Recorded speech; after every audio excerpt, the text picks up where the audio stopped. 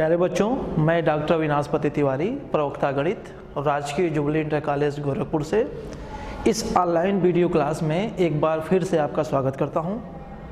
आज हम लोग कक्षा 12 विषय गणित अध्याय 5 सांतत्य एवं अवकलनीयता के तीसरे भाग का अध्ययन करने जा रहे हैं। आज के जो हमारे चर्चा के मुख्य बिंदु हैं वे हैं दो फलनों के संयोजन की संततता, continuity of composition of two functions, अवकलज के बीजगणित, कुछ महत्वपूर्ण फलनों के अवकलज, अवकलनीयता यानी डिफरेंशियबिलिटी और अंतराल में अवकलनीयता यानी डिफरेंशियबिलिटी इन एन इंटरवल। बच्चों, पिछले भाग में हम लोगों ने सततता को बहुत ध्यान से पढ़ा था। आपको सारी चीज़ें याद आ जाए इसके लिए मैं एक एग्जाम्पल आपके लिए सॉल्व कर रहा हूँ। ध्यान दीजिए, f के सभी असंतत बिंदुओं को ज्ञात कीजिए जहाँ fx बराबर ये लिखा है।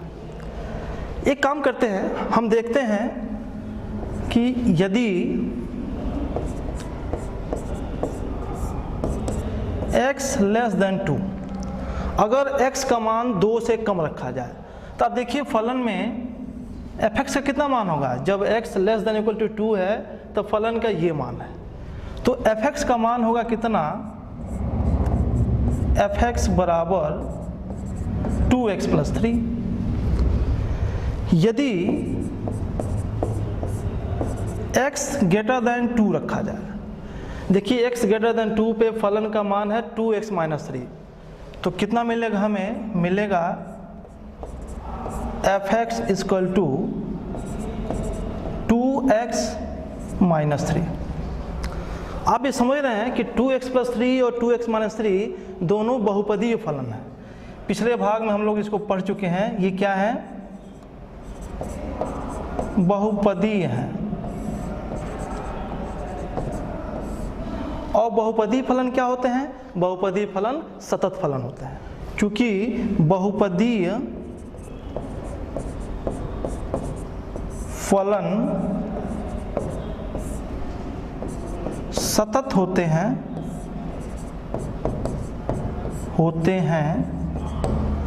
This imply x less then 2 तथा x ग्रेटर देन 2 के लिए f सतत होगा। देखिए बच्चों, हम लोगों ने यहाँ यह दिखा लिया कि अगर x का मान 2 से छोटा है या x का मान 2 से बड़ा है तो फलन हमारा सतत है। अगर मैं यहाँ रियल लाइन बनाऊं तो बीच में कहीं 2 है, इसका मतलब कि 2 से कम पे भी सतत है, 2 से ज़्यादा पे भी सतत है। सिर्फ एक बिंदु बचा, वो बचा x बराबर 2। तब हम लोग x बराबर 2 पे सततता चेक करने जा रहे हैं। Limit x tending to 2 minus fx, क्या है ये, लेफ्ट हैंड लिमिट है। कितना होता है, limit h tending to 0 f 2 minus h। ध्यान दीजिएगा, x के जगह पे है 2 माइनस h। यह चीज़ 2 से छोटा है, जब 2 से छोटा है तो फलन का यह मान है।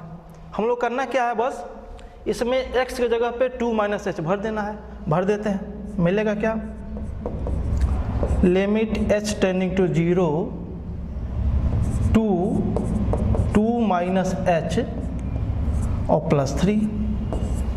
ये कितना हो जाएगा, limit h tending to 0 7 minus 2h। कितना हो जाएगा, 7 माइनस 2h। इसकी वैल्यू कितनी होगी, इसकी वैल्यू हो जाएगी 7। अब हम x बराबर 2 पर राइट हैंड लिमिट निकालते हैं। कितना होगा, limit x tending to 2 plus fx। कैसे निकालते हैं, तो ये होगा कितना, limit h tending to 0 f 2 plus h। 2 plus h 2 से ज़्यादा है, इसकी वैल्यू हमको यहाँ से मिलने वाली है। क्या मिलेगी, देखिए, limit h tending to 0 two 2 plus h minus 3। ये हमको कितना देगा, देखिए limit h tending to 0 1 plus 2h, यानी कितना हो जाएगा? 1 हो जाएगा। लेफ्ट हैंड लिमिट आपको दिख रहा है 7, राइट हैंड लिमिट आपको दिख रहा है 1। जरा फलन का मान निकालते हैं, f2 देखते हैं कितना होगा। इसमें 2 भर दीजिए, ये आ जाएगा 7। आपके सामने स्पष्ट दिखाई दे रहा है क्या कि left hand limit equal to 7, right hand limit equal to 1 and f2 equal to 7। फलन x बराबर 2 पे सतत तब होता जब x बराबर 2 पर लेफ्ट लिमिट राइट लिमिट फलन का मान आपस में बराबर आता है। लेकिन आप यहाँ ये देख रहे हैं कि लेफ्ट हैंड लिमिट अलग आ रहा है, राइट हैंड लिमिट अलग आ रहा है। इसका मतलब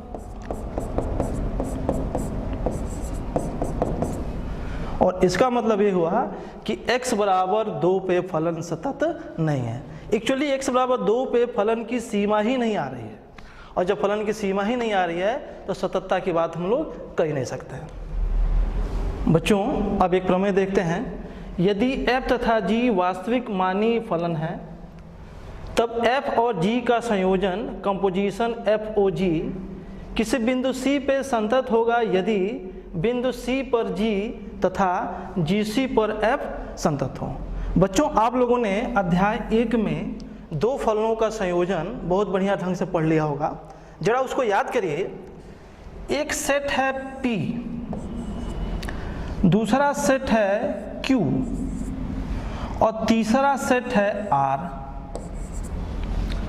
सेट P से Q पर एक फलन हुआ करता था G, Q से R पे एक फलन होता था F। तो P से R का जो फलन था उसे आप लोग डिनोट करते थे किससे? FOG से, और इसे कहते थे G और F का संयोजन फलन। अब यहाँ ये कहा जा रहा है कि बिंदु C पर G सतत है। एक्चुअली C G के प्रांत का एक बिंदु है। अब C का प्रतिबिंब कितना होगा? C का प्रतिबिंब होगा GC। तो आपसे कहा जा रहा है कि फलन F बिंदु GC पर सतत है। एक्चुअली यहाँ GC क्या है? GC फलन F के प्रांत का एक बिंदु है। तो प्रमेय कह रहा है क्या कि यदि बिंदु C पर G तथा GC पर F सतत हो तो FOG बिंदु C पर सतत होगा। इसका मतलब हुआ जो फलन FOG है वो बिंदु C पर क्या होगा? सतत होगा। अगर इसको व्यवहारिकता में एक लाइन में बोले तो हम ये बोलेंगे कि अगर 2 सतत फलन दिए हैं तो उनका संयोजन भी क्या होगा? वो भी एक सतत फलन होगा। एक उदाहरण लेते हैं, fx बराबर sin x स्क्वायर। ध्यान देंगे fx माने sin x को और gx माने x स्क्वायर को, तो आपको हम लोग पीछे पढ़ चुके हैं कि sin x और x स्क्वायर दोनों ही सतत फलन है। जब दोनों सतत फलन है तो इनका संयोजन कितना होगा? इनका संयोजन होगा sin x स्क्वायर, और sin x स्क्वायर भी क्या है? इसलिए सतत है। अब हम थोड़ा सा कक्षा 11 की बात फिर करने जा रहे हैं। माना f एक वास्तविक फलन है तथा c उसके प्रांत का एक बिंदु है, तो बिंदु c पर अवकलज यानी डेरिवेटिव निम्न प्रकार से परिभाषित किया जाता है। ये चीज़ बच्चों आप लोगों ने फर्स्ट ईयर में पढ़ा है कि सीमा अस्तित्व में हो। अगर सीमा ही अस्तित्व में नहीं होगी तो ये परिभाषा सही नहीं मानी जाएगी। यानी अवकलज तभी परिभाषित होगा कब? जब ये सीमा अस्तित्व में हो। आपने इसको बहुत बढ़िया ढंग से पढ़ा है, ऐसा मुझे विश्वास है। उसके बाद आप लोगों ने एक महत्वपूर्ण चीज़ और पढ़ा फर्स्ट ईयर से, प्रथम सिद्धांत से अवकलन। y बराबर fx एक फलन हो तो हम लोगों ने पढ़ा था क्या कि f डैश x बराबर limit h tending to 0 fx plus h minus fx बटे h, जबकि सीमा का अस्तित्व हो। बच्चों इसी चीज़ को आप लोगों ने प्रथम सिद्धांत से अवकलज के नाम से आपने पढ़ा होगा।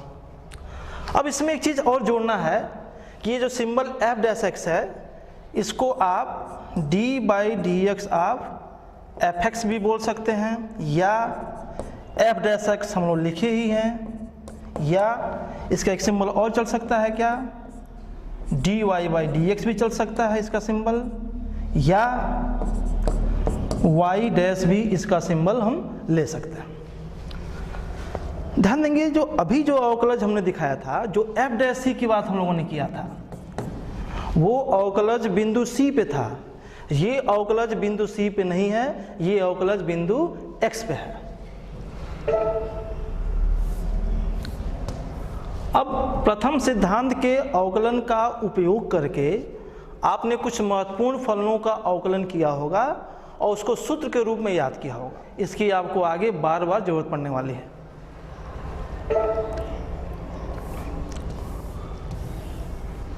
उसके बाद अवकलज के बीजगणित, ये भी आपने फर्स्ट टाइम पढ़ लिया है कि u बराबर fx और v बराबर gx दो फलन है। तो आपने पढ़ा होगा कि d by D x of u plus minus v बराबर d by D x of u plus minus d by D x of v, ये आपको याद भी होगा। साथ ही d by D x of u भी बराबर u d by D x of v plus v d by D x of u, मतलब पहले फलन को छोड़ देंगे, दूसरे का अवकलन करके गुणा कर देंगे, प्लस दूसरे को छोड़ देंगे, पहले फलन का अवकलन करके गुणा कर देंगे। इसे लेबनीज या गुणन नियम भी कहते हैं। अगला D by D x of you by v d by D x of you minus U D by D x of v upon v square. और ये बात इंपॉर्टेंट है कि जहाँ v बराबर ना जीरो, इसको हम लोग कई बार समझ चुके हैं कि अगर v जीरो हो जाएगा तो फलन u बाई v परिभाषित नहीं होगा। तो आप बच्चों इसको बढ़िया से दोहरा लीजिएगा और ठीक से याद कर लीजिएगा। अब नई चीज़ जो हमारे सेकेंड ईयर की चीज़ दिख रही है, अवकलनीयता यानी डिफरेंशियबिलिटी। हम आपको यहाँ दो नई परिभाषाएं आपको याद करा रहे हैं। माना f एक वास्तविक फलन है तो किसी बिंदु C पर दाएं पक्ष का अवकलज यानी राइट हैंड डेरिवेटिव, ध्यान देंगे इसका सिंबल होता है R F dash C. R means right, F dash C मतलब अवकलज की बात हो रही है। इसकी वैल्यू कितनी होती है? Limit h tending to 0 F C plus H minus F C upon H. इसको राइट इसलिए बोला गया है कि अगर मैं ये बिंदु C लिखूं तो आप इसमें C प्लस एच ले रहे हैं, यानी C से आप राइट साइड में जा रहे हैं, C प्लस एच आपको यहाँ मिलेगा, इसलिए इसका नाम है राइट हैंड डेरिवेटिव। उसी तरीके से लेफ्ट हैंड डेरिवेटिव क्या होता है, तथा C पर बाएं पक्ष का अवकलज यानी लेफ्ट हैंड डेरिवेटिव, ये क्या होता है? L F dash C. इसकी वैल्यू कितनी होती है? Limit h tending to 0 F C minus H minus F C और अपान माइनस एच। ध्यान देंगे अगर C है तो C कहाँ होगा? यहाँ है C माइनस एच कहाँ होगा? C माइनस एच थोड़ा सा पहले होगा, जो कि C के लेफ्ट में है, इसलिए इसका नाम क्या है? Left hand derivative. आपको ये दोनों चीज़ें आपको याद रखनी होगी। अब ध्यान देंगे जहाँ भी हमने अवकलज लिखा, चाहे फर्स्ट ईयर में चाहे सेकेंड ईयर में, वहाँ नीचे लिखा जहाँ सीमा का अस्तित्व हो।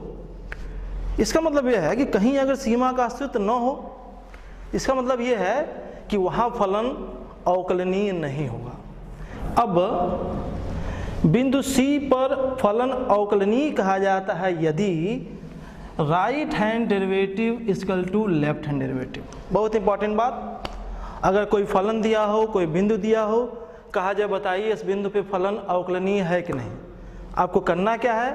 बिंदु C पर राइट हैंड डेरिवेटिव निकालना है, बिंदु C पर लेफ्ट हैंड डेरिवेटिव निकालना है, और ये देखना है कि दोनों बराबर आ रहे हैं कि नहीं आ रहे हैं। तो राइट हैंड डेरिवेटिव वही परिभाषा जो हम लोगों ने अभी लिखा था, ये लेफ्ट हैंड डेरिवेटिव है, ये दोनों आपस में बराबर आने चाहिए। अगर बराबर नहीं आए तो हम कहेंगे बिंदु C पे फलन अवकलनीय नहीं है। अगर बराबर आ गए तो हम बोलेंगे बिंदु C पे फलन अवकलनीय है। अच्छा, अब जो दोनों ये बराबर आ गए, दोनों परिमित आएंगे, तो जो ये उभयनिष्ठ मान है उसे कहते हैं C पर फलन का अवकलज, और इसे एफ डैश सी से प्रदर्शित करते हैं। एफ डैश सी कितना होता है? तो ये होता है कितना? Limit x tending to C f x minus F C upon x minus c. देखिए इसमें x की जगह पे आप c प्लस एच रखेंगे, उसी के हिसाब से आप लिमिट को बदलेंगे तो आपको ये राइट हैंड डेरिवेटिव दिख जाएगा आपको। जब आप x की जगह पे c माइनस एच भरेंगे और लिमिट को चेंज करेंगे तो यह चीज़ आपको लेफ्ट हैंड डेरिवेटिव या लेफ्ट लिमिट आपको दे देगा। तो जो ये दोनों का उभयनिष्ठ मान है उसी को हम लोग इस तरीके से रिप्रेजेंट करते हैं। ये आपको बच्चों याद भी रखना है। फिर हम फर्स्ट ईयर में आते हैं। फर्स्ट ईयर में बच्चों हम लोगों ने पढ़ा था कि एफ डैश सी वक्र y बराबर एफ एक्स के बिंदु x बराबर c पर स्पर्श रेखा की प्रवणता होती है। यानी एफ डैश सी या dy by D X at X बराबर सी इक्वल टू m, जहाँ m क्या है, बिंदु c पर स्पर्श रेखा की प्रवणता है। आप लोगों ने इसको बहुत अच्छे से पढ़ा होगा। हम इसको थोड़ा सा और डिटेल में देखते हैं कैसे। ये एक वक्र है, ये वक्र है y बराबर एफ एक्स। अगर हम यहाँ स्पर्श रेखा खींचे, ये बिंदु को हम x बराबर c बोलें, तो स्पर्श रेखा x अक्ष के धन दिशा से थीटा कोण बना रही है। तो आपको रेखा की प्रवणता पढ़ाया गया होगा, आपने पढ़ा होगा कि यदि कोई रेखा x अक्ष के धन दिशा से एंटी क्लॉकवाइज डायरेक्शन में थीटा कोण बनाती हो तो टेन थीटा को हम लोग क्या कहते हैं, टेन थीटा को उस रेखा की प्रवणता कहते हैं। बिंदु C पर खींची गई ये स्पर्श रेखा x अक्ष के धन दिशा से थीटा कोण बना रही है। तो m कितना होगा, m हो जाएगा टेन थीटा। तो अब आपको यहाँ ये कहा जा रहा है कि जो आप m यानी टेन थीटा निकालेंगे बिंदु C पर, वो और कुछ नहीं, वो एफ डैश सी के बराबर होगा। ये बहुत इंपॉर्टेंट कंसेप्ट है बच्चों। ये कंपटीशन की परीक्षाओं में भी इसका भरपूर इस्तेमाल होता है। बोर्ड की परीक्षाओं में भी इस पर बहुत सारे क्वेश्चंस पूछे जाते हैं। इसको आप दोहरा लीजिए।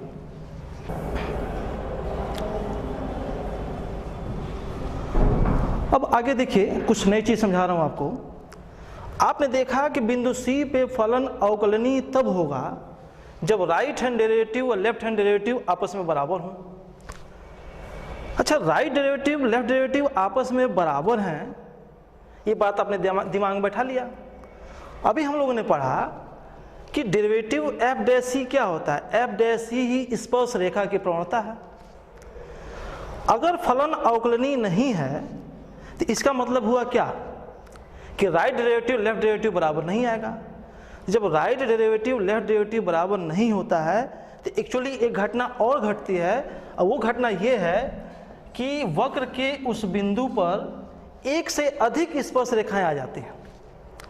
एक से अधिक स्पर्श रेखाएं आने का मतलब हुआ कि राइट डेरिवेटिव लेफ्ट डेरिवेटिव बराबर नहीं है। यानी कि अगर एक से अधिक स्पर्श रेखाएं आएँ तो हम एक कह सकते हैं क्या कि उस बिंदु पे फलन अवकलनीय नहीं है। तो आप याद कर लीजिए कि यदि बिंदु C पर एक से अधिक स्पर्श रेखाएं बने तो वक्र बिंदु C पर अवकलनीय नहीं होगा। उदाहरण के तौर पे हम आगे चीज़ आपको दिखाएंगे प्रूफ करके कि जो माड x का फलन होता है y बराबर माड x, ये सतत होता है। इस बिंदु पे अगर हम चेक करेंगे तो ध्यान देंगे एक से अधिक स्पर्श रेखाएं बनती हैं, इसलिए y बराबर मॉड x बराबर 0 पे कभी भी अवकलनीय नहीं होगा। ये बात हम आगे आपको दिखाएंगे। इसका एक मतलब और हुआ, ये हुआ कि यदि किसी बिंदु पर फलन f अवकलनीय होगा यदि उस बिंदु पर केवल एक ही स्पर्श रेखा खींची जा सके। बच्चों, ये ज्योमेट्रिकल अप्रोच है जो कंपटीशन में बहुत काम देने वाला आपके है कि आपको पता करना है कि अवकलनीय है कि नहीं है। तो आपको खाली ये पता चल रहा है कि उस पर एक ही स्पर्श रेखा बनने वाली है, तो आप बोल सकते हैं क्या कि फलन उस बिंदु पे अवकलनीय है।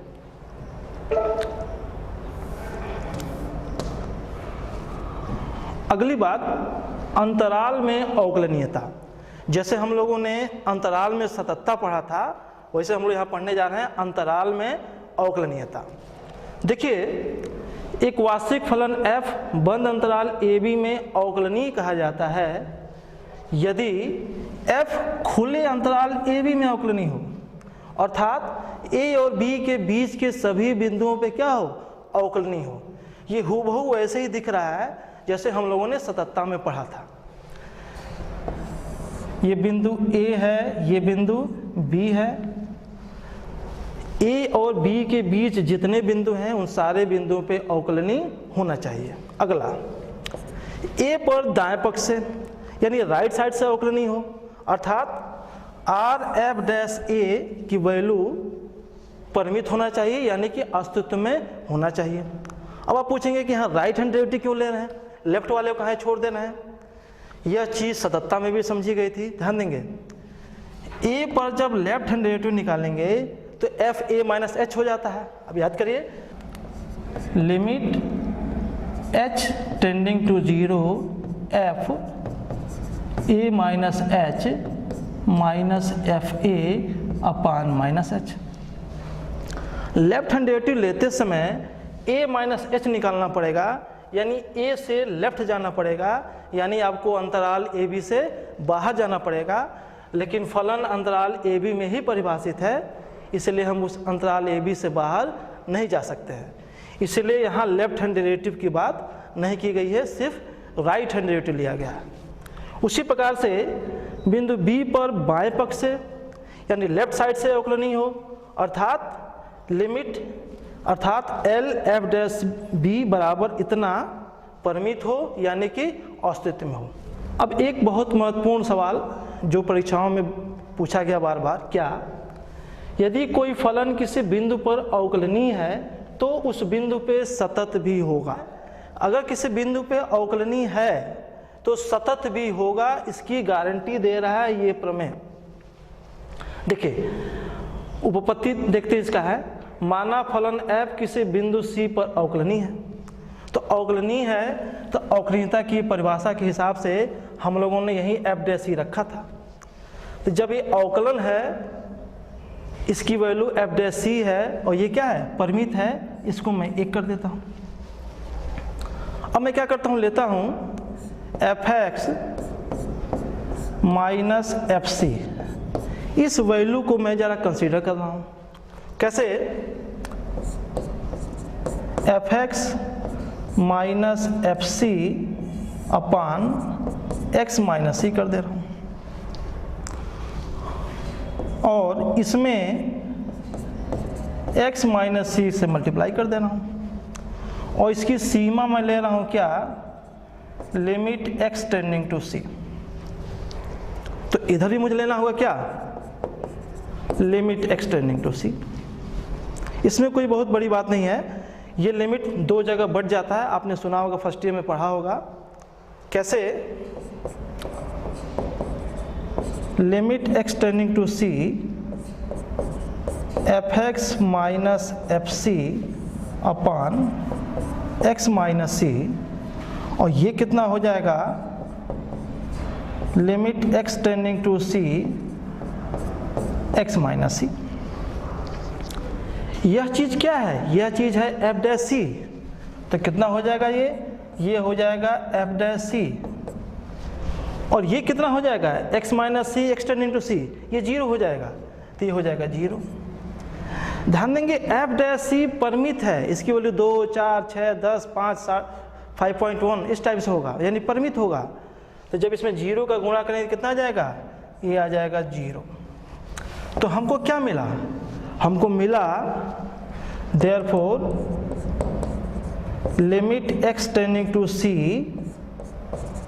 fx माइनस fc बराबर 0। fc को राइट में कर दें तो मिलेगा हमें क्या, limit x tending to c fx बराबर fc। ध्यान से देखिए आपको क्या दिख रहा है, आपको दिख रहा है कि बिंदु C पर सीमा का मान बिंदु C पे फलन के मान के बराबर आ गया। इसका क्या मतलब हुआ, इसका मतलब हुआ क्या कि फलन x बराबर C पर क्या है, सतत है। देयरफॉर f x बराबर C पर सतत है। अब आपके मन में एक प्रश्न आएगा कि अवकलनीय है तो सतत हो गया, लेकिन क्या सतत है तो वो अवकलनीय होगा? हम इसको अगले क्वेश्चन में देखते हैं। सतत फलन अवकलनीय हो यह आवश्यक नहीं है। इसके लिए हम मॉड x फलन को लेते हैं। मॉड x फलन को हम लोग कई बार देख चुके हैं, बहुत ही महत्वपूर्ण फलन है ये। देखिए, ये y बराबर मॉड x का कर्व है। हम लोग इसको पिछले भाग में देख चुके हैं कि हर जगह सतत फलन है, यहाँ भी सतत है, 0 0 पे भी सतत है ये। तो हमारा मॉड x बराबर 0 पे सतत है, हम ये जान रहे हैं। हम ये देखने जा रहे हैं कि क्या ये x बराबर 0 पर अवकलनीय है कि नहीं है। तो पहले हम ये लिखते हैं कि मॉड x बराबर 0 पर सतत होता है, ये हम लोग जान रहे हैं। अब हम अवकलनीयता चेक करते हैं। तो हम लिखते हैं क्या, r f डैश 0 पर हम लोग राइट हैंड डेरिवेटिव चेक करने जा रहे हैं। परिभाषा आपको याद हो चुका है, limit h tending to 0 f 0 plus h minus f 0 और upon h। f 0 plus h mod h कितना होगा ये, limit h tending to 0 mod h minus 0 बटे h। ये कितना होगा, limit h tending to 0 h by h, यानी कितना हो जाएगा, 1 हो जाएगा। तो राइट हैंड डेरिवेटिव कितना आ गया, राइट हैंड डेरिवेटिव 1 आ गया। अब लेफ्ट हैंड डेरिवेटिव देखते हैं। L f डैश 0 बराबर limit h tending to 0 f 0 minus h minus f 0 upon minus h। देखिए कितना होगा, लिमिट h टेंडिंग टू 0, ये हो जाएगा mod minus h minus 0 upon minus h।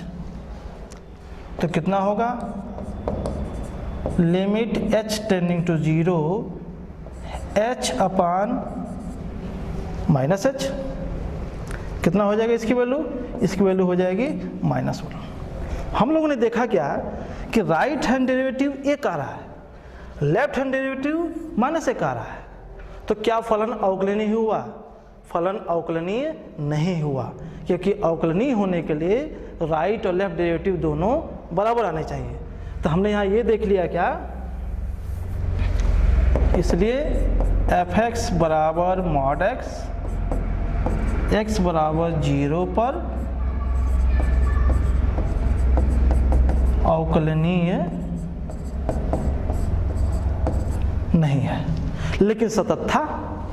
तो ये हमारी बात सिद्ध हो गई कि फलन अगर सतत है तो वो अवकलनीय होगा, यह जरूरी नहीं है।